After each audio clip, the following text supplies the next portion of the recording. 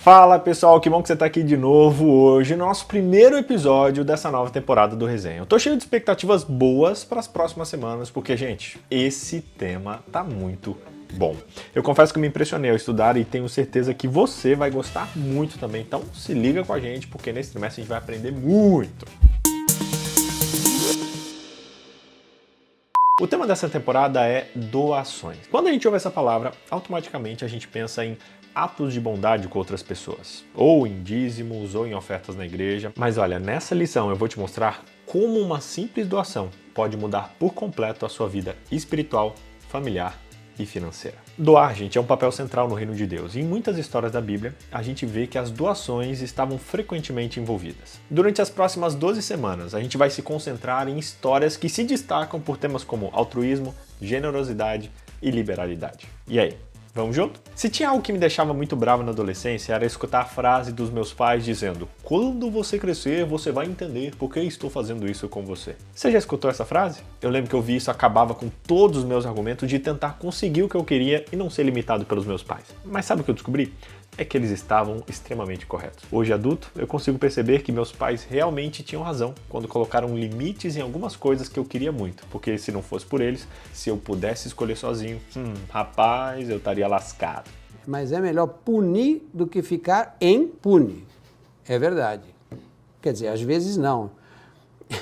Isso aconteceu com você também? Se aconteceu, escreve aqui nos comentários. Hoje eu entendo meus pais. Escreve aí, só para eu ver se minha teoria tá certa mesmo. Hoje nós vamos falar sobre a importância dos limites. Assim como meus pais me orientavam e muitas vezes me proibiam de algumas escolhas que eu queria, Deus, como nosso Pai, faz a mesma coisa. Quando você olha para Gênesis capítulo 1, onde é contada a história da nossa origem, a gente percebe que Deus criou um sistema sustentável, que funcionava perfeitamente. Cada coisa estava no seu devido lugar e cumpria a sua função. Tudo estava em ordem, tudo estava dentro do seu limite de funcionamento. Até que algo errado alterou o estado normal e a desorganização começou e o caos infelizmente se estabeleceu.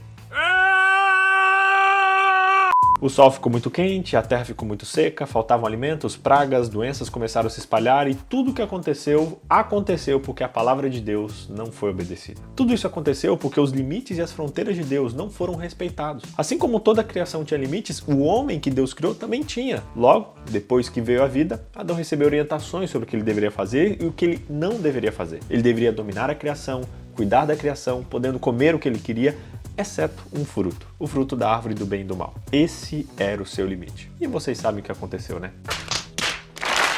A humanidade tem uma dificuldade tremenda de lidar com limites. Muitos querem viver a vida da sua maneira, tomar decisões que acreditam ser as melhores e inclusive se incomodam com os limites que Deus impõe. Mas o que a gente tem que entender é que os limites de Deus não são para a prisão da gente em quatro paredes. E sim, os limites dele são o maior símbolo de amor e de liberdade. Sim, os limites são liberdade. Imagina se toda a criação começasse a desobedecer os seus limites. Imagine se cada um começasse a viver um propósito diferente do qual foi criado para cumprir. O sol entrando à noite, a água entrando na terra, o pássaro querendo viver na água, a tartaruga querendo voar, o peixe querendo viver na terra. Você consegue entender e consegue imaginar o caos que seria? Tá entendendo o que eu tô dizendo? As pessoas que não gostam, não respeitam as regras, os limites, as fronteiras que são estabelecidos pela palavra de Deus, estão cada vez mais expostas a riscos que podem acabar com a sua vida. Os limites existem para que nós não nos tornemos escravos do pecado. E meu amigo, depois que você passa de um limite, é muito difícil voltar atrás. Voltando para o exemplo que eu dei sobre a criação, se uma tartaruga inventar de querer voar, desrespeitando os limites da criação e os limites para qual ela foi criada, depois da queda, ela não vai ter como voltar atrás. Será que você desrespeita os limites de Deus? Gente, a Bíblia é cheia de orientações sobre o que devemos fazer e o que não devemos fazer. Será que você obedece a essas orientações? Ou você se sente um escravo dos seus desejos, da sua vontade, do seu pecado? Eu mesmo já senti isso na própria pele. Eu desrespeitei os limites de Deus e por mais que eu tentasse, eu não conseguia voltar atrás. Naquele momento eu percebi que eu tinha me tornado um escravo de um pecado. E tudo isso por desrespeitar os limites de Deus. Sabe, gente, a única forma de restaurar essa ordem, a ordem desse caos, é se uma força externa interferir no processo. O texto dessa semana, em Hebreus 1, verso 1 a 4, responde essa pergunta e ele diz, leia comigo, o Filho é o resplendor da glória de Deus e a expressão exata do seu ser, sustentando todas as coisas por sua palavra poderosa. Depois de ter realizado a purificação dos pecados, ele se assentou à direita da majestade nas alturas, tornando-se tão superior aos anjos, quanto o nome que herdou é superior ao deles. Sabe o que esse texto nos diz? que ainda existe esperança para nós. Hebreus completa a declaração de Gênesis 1, onde Deus é apresentado como criador de todas as coisas. E agora é introduzido como sustentador de tudo que existe. E ele realizou a purificação dos nossos pecados. E hoje nós estamos sendo representados por ele à direita de Deus. Portanto, qualquer esperança de restauração só pode ser obtida em harmonia com a sua palavra poderosa. Que bom isso, né? Emoção, né? Tudo isso começou porque a humanidade não quis respeitar os limites que Deus estabeleceu. Tudo isso começou porque desviamos os olhos do nosso propósito e gastamos tempo naquilo que acreditamos que é o melhor para nós. Ei, escute o seu Criador. Você é criatura e ele sabe muito mais sobre você do que você mesmo. Pensa numa televisão, ela foi feita para ser ligada debaixo d'água? É só colocá-la na parede que ela funciona? Não, o criador da TV deu instruções que explicam seu bom funcionamento. E eles devem ser seguidos, e aí ela vai cumprir o seu propósito. Com você é o mesmo. Enquanto Deus te apresenta limites, o inimigo te apresenta disponibilidade. Guarde essa frase, eu vou repetir. Enquanto Deus te apresenta limites, o inimigo te apresenta disponibilidade. É aquele velho ditado. Nem tudo que brilha é ouro, nem tudo que está ao seu alcance é permitido. Em Gênesis 3, o homem e a mulher cruzaram pela primeira vez essa fronteira. Uma linha que foi estabelecida por Deus na criação e o que resultou em terríveis consequências. O tentador apresentou o fruto proibido como disponível, acessível, atraente, igual ao fruto de todas as árvores, algo que não teria nenhum problema. Hoje ele faz o mesmo. Relacionamentos extraconjugais, por exemplo, podem parecer disponíveis para desfrutar de intimidade. Com frequência, os limites podem parecer disponíveis a serem quebrados. Bebidas, alimentos inadequados e tudo mais está amplamente disponível para a gente todos os dias. Período de descanso, especialmente o sábado, estão aparentemente disponíveis para que a gente possa fazer o que a gente quiser e quebrá-lo sem ninguém nem mesmo perceber. Nosso salário.